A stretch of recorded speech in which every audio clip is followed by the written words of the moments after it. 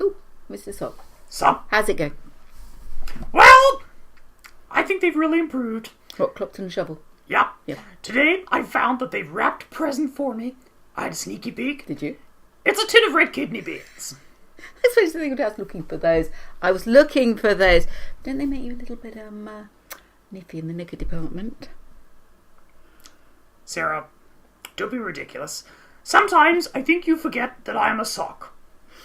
Yes, so do I, actually. As it happens, they also wrapped me a present. Oh! By the smell of it, I think it was a bag of dog poo. Ah, that's so thoughtful. They know you collect.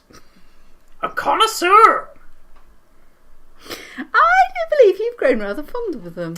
Indeed I have, Sarah. You know, we've been teaching them how to write. Oh, yes. They wrote bottom on the... Actually, no, they wrote hello bottom on the inside of the loo. Classy. Ha! Well, I received this letter this morning, Sarah. It's over there. And I think their writing has really come on.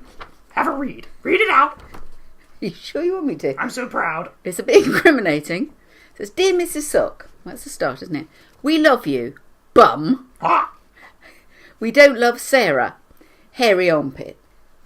We want to go back to the North Pole. Toilet paper. Will you help us? Smelly socks, they really are foul-mouthed, aren't they? That was a good one. We want to reenact a visit from St. Nicholas on Christmas Eve. Tickly moustaches. Tickly moustaches. Like Mr. Sock. Hubba hubba. We want to go home with Santa on his sleigh. Sarah smells.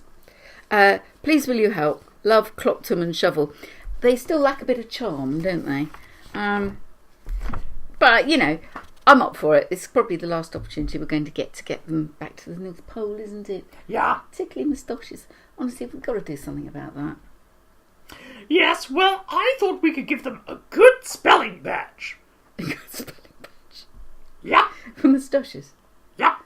Right, so we were going to help. I think so. Tomorrow we will practice and get everything ready, and then we will do the enactment on Christmas Eve. As it happens, I've learnt that poem already. Now I worry about you, Sarah. Everybody worries about me. And me. And you. So, you worry about me, or everybody worries about you? Both!